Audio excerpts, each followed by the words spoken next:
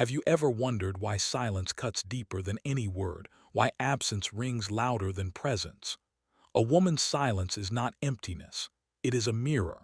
And when she withdraws her voice, it is not a lack of power, it is the unveiling of power.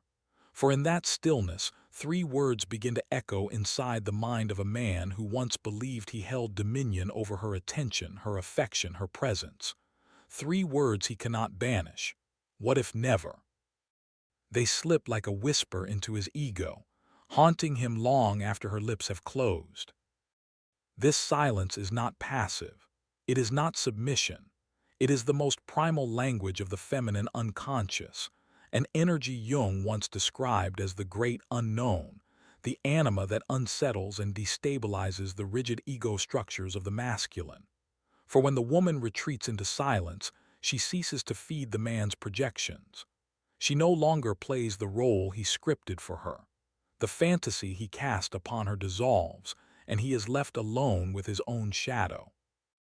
The ego of a man thrives on knowing, on conquering, on tethering the object of his desire. To be faced with silence is to be faced with the abyss. It is to encounter, often for the first time, the limits of his power. And so the words that haunt him are not shouted from her lips. They arise from his own psyche, whispered by the darker voice of his unconscious. What if never? What if she never returns, never explains, never validates, never softens her retreat? This terror is not about her absence alone. It is about his exposure to the void within himself. Consider how quickly the masculine ego seeks noise, even in conflict. He would rather argue, demand, even wound than be met with silence. For argument, even anger still confirms existence. But silence refuses him the fuel of reaction. Silence reflects only his own face back to him, stripped of authority, stripped of certainty. This is why it lingers like a shadow across his mind. And yet for the woman, silence is not simply absence. It is initiation. To go silent is to step into the archetype of the oracle, the figure who speaks not by speaking but by withdrawing. Her silence holds mystery, and in mystery power. The Stoics taught that mastery begins with control of one's own tongue, the ability to withhold words until they serve truth rather than compulsion. So when a woman ceases to speak, she claims sovereignty over her energy. She is no longer reacting, she is choosing. What then does the man confront in this hush? He confronts the fragility of his own ego. He confronts the possibility that her love was never possession but gift, and that the gift has been withdrawn. He confronts the terror of irrelevance. He begins to ask questions not about her but about himself. Was I enough? Did I matter? Why does her silence echo louder than my words? For the woman, this silence is not only a shield but a crucible. It tests her own strength to resist the lure of filling the void, of rushing to explain, to soothe, to prove her value once more. It demands that she sit within her own storm of longing, fear, and doubt, and emerge sovereign. This is shadow work in its most intimate form, confronting her own compulsion to appease, to over-explain, to remain audible in order to feel worthy. By withholding her voice, she begins to disentangle her worth from his recognition. And in this crucible, something profound begins to shift. The man feels haunted, yes, but the deeper haunting belongs to her silence itself, because silence, when embodied by the feminine, does not end with absence. It becomes presence of a different kind, a presence that no longer bends, no longer pleads, no longer waits. It is the presence of a woman who has turned inward, toward her own wholeness. In this place, the game of words, the endless cycle of arguments, apologies, rationalizations falls away. What remains is something the ego of man both craves and fears, the unyielding autonomy of the feminine. The silence says, without saying, I am not yours to claim, I am mine to choose. And so the three words that haunt him, asterisk, what if never, asterisk, become a seed of transformation. For him they are torment, for her they are liberation. His ego wrestles with absence. Her soul learns to rest in its own presence. This dance of silence is not merely about a relationship. It is about the archetypal confrontation between possession and freedom, between ego and soul, between projection and authenticity. The silence deepens, and with it, the man's mind becomes a battlefield. What began as a whisper, asterisk, what if never, asterisk, mutates into obsession. His ego, once inflated with certainty, begins to fracture under the weight of uncertainty. For the masculine ego thrives on control, and silence denies him this illusion. It is the mirror that refuses to lie. In that mirror, he sees not her absence, but his dependence. Here, the shadow stirs. Jung taught that the shadow contains everything a man rejects about himself. H is insecurity, his hunger for validation, his fear of abandonment. As long as a woman's voice softens the silence, he can project these onto her, accusing, demanding, seeking reassurance. But when she withdraws, those projections collapse, and what remains is the raw encounter with the parts of himself he has never dared to face. This is why her silence feels cruel to him, not because she wounds him directly, but because she forces him to confront what he has buried. He is haunted, not by her absence, but by his own emptiness. And emptiness terrifies the ego because it reveals how fragile the illusion of power truly was. Some men respond with rage. Rage is the ego's last defense, the desperate attempt to fill the void with noise.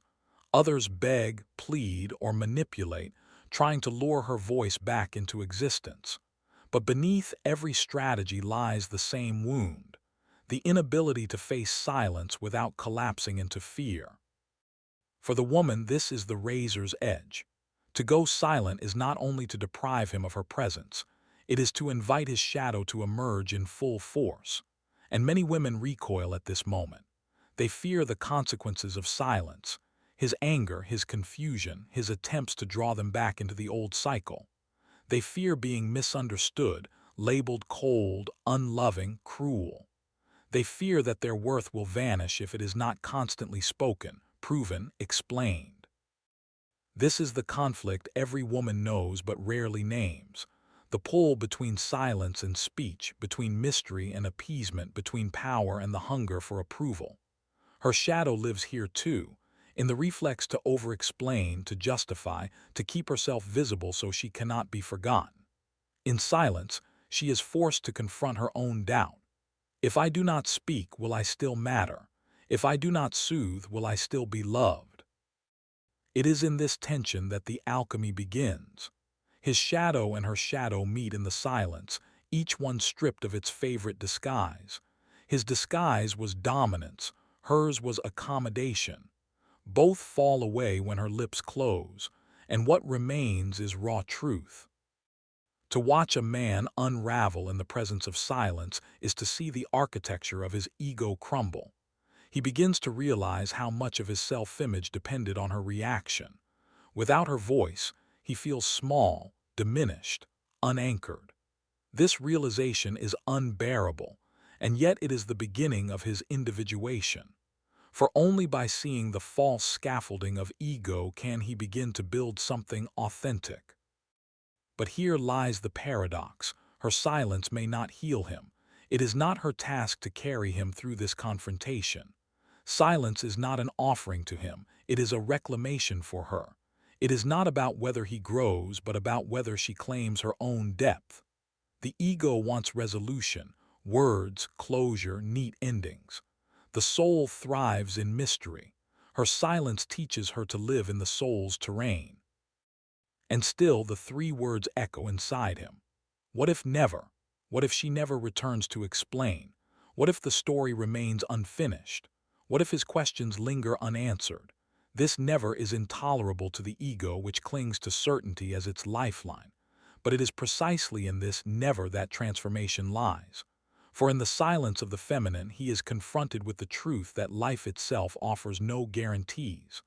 Love, attention, devotion, all are gifts, never entitlements. The silence, then, is not merely absence, it is revelation. It reveals how fragile he is without external validation. It reveals how much she has given without demanding reciprocity. It reveals the imbalance that words alone could never expose. And as silence stretches, the haunting grows. He may try to distract himself, but the echo returns in quiet moments, at night when the world stills, in the morning when he reaches for a presence no longer there. Silence is the ghost that refuses to leave. It is the haunting of his own unmet self. For her, the silence is both weapon and balm. It sharpens her awareness of her own compulsions, but it also soothes her spirit with a strange new freedom. She begins to realize that she does not need to explain to be real, nor to prove to be worthy. Her silence becomes a sanctuary where she rediscovers her own voice, not to be given away cheaply, but to be spoken when it serves her truth. This is the crucible of silence. He is haunted, she is transformed. His ego trembles, her soul awakens. And in the tension between them, something ancient is reenacted. The dance between possession and freedom, between shadow and light, between projection and reality. There comes a moment in silence when the haunting turns inward, when the man begins to realize that what troubles him is not her absence, but the collapse of his illusion. The ego whispers that he has lost control, but deeper than that is the realization that perhaps he never had it. Silence dismantles the scaffolding he built around his sense of power, and in its ruins he meets the naked truth. His value was never confirmed by conquest, but by the fragile reflection of her presence. Here is the confrontation few men are prepared for, the encounter with their own anima, the feminine within that they have long suppressed. Jung wrote that the anima is both muse and tormentor, the unconscious feminine force that exposes the vulnerability of the male psyche. When a woman goes silent, she embodies the anima's most haunting form. She becomes untouchable, not because she withholds love out of cruelty, but because she refuses to anchor his ego with constant affirmation. And in this refusal, his anima stirs, flooding him with longing, fear, and questions he cannot answer. The silence becomes alchemy. It begins to strip away his armor. For what is the armor of ego if not a shield against abandonment, against insignificance, against the terror of being unchosen? In silence, the shield crumbles. He is left with the childlike fear that he is not enough, that his worth vanishes without her reflection. This is the shadow speaking, the voice he has denied, the wound he has ignored. And no amount of words from her could have drawn it out. Only silence has the power to force him into its grip. For the woman, the silence is equally transformative. At first, it may feel like withholding, like punishment, but over time it reveals itself as initiation. She begins to notice the old impulses, the urge to reach out, to clarify, to make herself understood. She feels the pull of her own shadow, whispering, "If you remain silent, he will forget you. If you remain silent, you will lose him." These whispers are not truth. They are the remnants of a life lived in proving, performing, and pleading. By resisting them, she begins to reclaim something essential, her autonomy. She realizes that her value does not need to be spoken into existence, that her presence does not need to be argued for. In silence, she is no longer dependent on his perception. She begins to rest in her own. This is individuation in its feminine form, the turning inward, the uniting of her fractured parts, the recognition that her worth is not a mirror but a flame. The haunting words that echo in him, asterisk, what if never, asterisk, transform into a different question for her. What if always? What if she always chooses herself, even when silence is misunderstood? What if she always honors her truth, even when it costs her his approval? What if her presence in her own life is permanent, no longer contingent on whether he sees her? This is the pivot where silence ceases to be a tactic and becomes a philosophy. It is no longer about him, about haunting his ego, about teaching him a lesson. It becomes about her relationship with her own voice. To remain silent when silence is strength is to declare that she is sovereign, that her energy is not currency to be spent on insecurity, that her truth does not need to fight for recognition. Meanwhile, he wrestles with his own disintegration. He remembers her words, her laughter, her softness, and the silence makes them louder, not quieter. Every memory becomes a blade. The very attention he once took for granted becomes the ghost that refuses to fade. And in this torment, he faces a choice: to collapse into bitterness or to finally confront the self that has been waiting in the shadows. Some men will flee from this confrontation, seeking distraction in noise, in new faces, in conquests that mask the wound but never heal it. But others, rarely, painfully, will endure the silence long enough to be remade by it. They will begin to see that what haunts them is not her silence but their own dependency. And in that realization, the possibility of true individuation arises. The Stoics knew this well.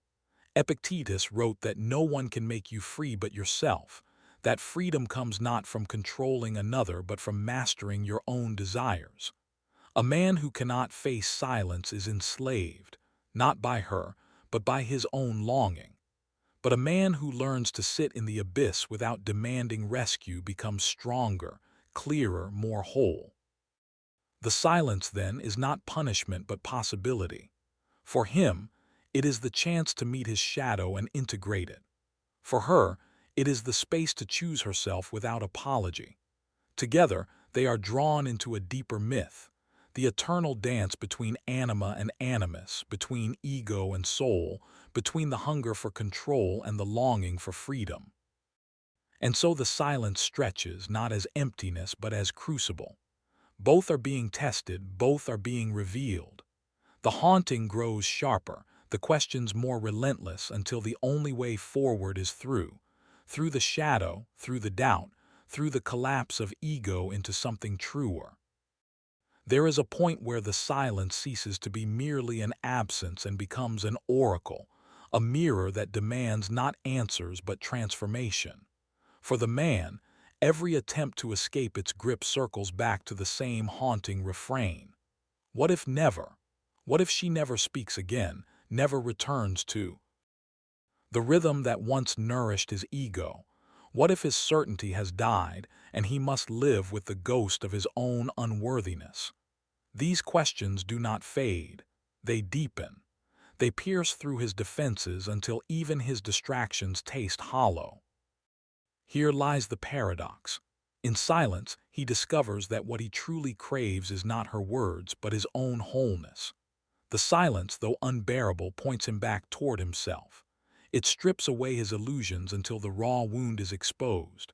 The fear of abandonment, the hunger for validation, the terror of insignificance. If he is willing, he may begin to see that the silence was not her weapon but his opportunity, a call to integrate the parts of himself he has long denied. This is the essence of shadow work. Jung wrote that the shadow does not disappear when ignored. It festers, waiting for a crack in the ego's armor. Her silence is that crack. It forces his gaze inward, toward the exiled parts of his being. And if he endures the haunting without numbing it, he begins to realize that what he feared losing in her was always missing within himself. For the woman, the silence has already begun to shift from defense to revelation. At first, it felt like resistance, a wall erected to protect her from being consumed. But as time stretches, she sees more clearly. The silence is not a wall, it is a sanctuary. Within it, she hears her own voice return, no longer trembling with the need for approval. She feels the pulse of her own worth, steady, undeniable, untouched by his recognition. This is where individuation blooms. She no longer looks outward for affirmation. She gathers her fragments inward, weaving them into wholeness. Silence becomes her ally, not her burden. It teaches her the discipline of detachment, the clarity of self-possession. In choosing silence, she has chosen herself. and in choosing herself, she no longer fears being forgotten. The haunting words that torment him, what if never, begin to echo differently within her. For him they are dread, for her they are liberation. What if never again do I beg to be heard? What if never again do I twist myself into shapes to be chosen? What if never again do I sell my worth for the cheap price of reassurance? Each never becomes not loss but freedom. The Stoics understood this power. Marcus Aurelius wrote that the soul becomes dyed by the color of its thoughts. Her silence shifts the dye. No longer does her mind circle around how to please, how to hold, how to be enough. In silence, she begins to dwell in new thoughts, sovereignty, wholeness, choice. Her being takes on the color of freedom. For the man, the silence may feel like exile, but in truth it is an initiation. If he can face it without collapsing into resentment, he may glimpse a truth he has never known, that the woman was never his possession, never his mirror, never his proof of worth. She was always her own, and his task was never to control her silence, but to listen to what it revealed about himself. Few men endure this test. Many flee from it, running into noise and distraction. But those who remain are forced into an encounter with their truest self. And so, the silence becomes a paradoxical bridge. It separates them, yes, but it also reveals the possibility of meeting in a different way, not as projection and mirror, not as ego and validation, but as two sovereign beings who choose rather than need. Yet whether he rises to meet that possibility is not her concern. Her silence is not a gamble placed on his transformation. It is her reclamation of the life she had been spilling into his hands. Slowly she feels the weight of his haunting lift. The more she settles into her own center, the less his ego clamor matters. She understands now, the haunting belongs to him, not her. His restless questions, his gnawing uncertainty, his inability to escape the echo of what if never, these are his crucibles, not hers. She does not need to answer them. She does not need to return to ease his torment. She has entered the terrain where silence is no longer absence but presence, no longer reaction but choice. And in that choice, the woman begins to walk differently. Her steps no longer follow the rhythm of being needed, but the rhythm of being whole. She carries silence like a crown, not as something heavy to bear, but as something that reminds her of who she is without anyone else's gaze. There comes a threshold in the silence where the haunting completes its cycle. The man, restless and unraveling, can no longer deny the voice within, the realization that his torment is not her absence but his dependency. What began as anger, then desperation, then obsession, eventually reveals itself as emptiness, emptiness that no woman can fill, emptiness that was always waiting beneath his armor. Her silence did not create this void. It only unveiled it. And yet, as every initiation teaches, revelation can break or it can transform. If he resists, the silence drives him deeper into bitterness.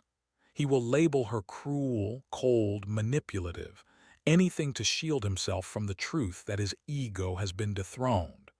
But if he allows the silence to work upon him, he begins to see a different landscape. He begins to notice the smallness of his demands, the fragility of his certainty, the hunger that devoured without ever being satisfied. And for the first time, he may glimpse humility, not the false humility that hides pride, but the raw kind that strips away delusion. This is the paradox of her silence. It breaks him open to the possibility of becoming real. Without her words cushioning his ego, he must find a voice of his own. Without her attention patching the cracks in his self-worth, he must tend to the wound directly. He must enter the labyrinth of shadow, wrestle with the minotaur of his fears, and emerge not as the conqueror of a woman but as the master of himself. For the woman, this final stage of silence feels like liberation. No longer does she carry the weight of his unrest. No longer does she feel responsible for soothing the shadow he refuses to face. She sees now, with crystalline clarity, that her silence was never for him. It was for her. It was her way of stepping back into herself, of reclaiming the fragments she had scattered in pursuit of being understood. In this reclamation, she discovers a power the world rarely names: detachment. Not detachment as numbness, not detachment as bitterness, but detachment as sovereignty. She no longer ties her worth to whether he sees her, whether he regrets, whether he comes back changed. She no longer ties her value to the haunting in his chest. She allows him to carry it, for it is his to carry. She walks forward unburdened. And with each step she becomes more radiant. Not the radiance that begs for recognition, but the radiance of one who has ceased to chase. She shines because she no longer fears being unseen. She is luminous because she knows her worth exists even in silence, especially in silence. Her silence becomes music to herself, a hymn of freedom. For him the haunting will linger. Perhaps he will learn, perhaps he will not. Perhaps her silence will drive him toward his own integration, or perhaps it will scatter him further into distraction. But this, too, no longer matters to her. The gift of silence was never about controlling his journey, it was about freeing hers. The philosophers understood this long before modern psychology gave it language. Seneca wrote that no man is free who is a slave to his emotions. A woman who withdraws her words, who embraces silence, learns this truth in her bones. She is free the moment she refuses to be a slave to the need for validation. And in that freedom, she transcends the cycle of noise, reaction, and projection that once bound her. The silence, then, is rebirth. For him, it is the death of illusion. For her, it is the birth of sovereignty. The haunting words asterisk, what if never, asterisk, which once echoed as fear, now resound as power. What if never again does she bow to the hunger of a fragile ego? What if never again does she spend her life proving her value to one who cannot see it? What if never again does she confuse noise for love? The woman who walks away in silence does not walk away empty. She walks away whole. She becomes the phoenix, not rising from fire this time, but from stillness. Her wings are no longer singed by pleading, no longer heavy with explanation. They unfold with quiet majesty, carrying her into a life where she does not need to haunt a man's ego to know she is powerful. For the deepest truth of all is this: silence is not about absence but presence.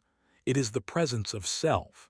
It is the return to the eternal knowing that she was always enough, even when no one acknowledged it. And in that knowing, she no longer fears loss, for she has already found herself. The man may forever remember her silence, may feel it haunt him in moments of loneliness, may wonder what might have been had he listened more, spoken less, loved better. But the woman does not linger there. She has crossed the threshold. She has entered the realm of inner freedom. And so the final lesson crystallizes. The woman who knows her worth doesn't chase, she chooses.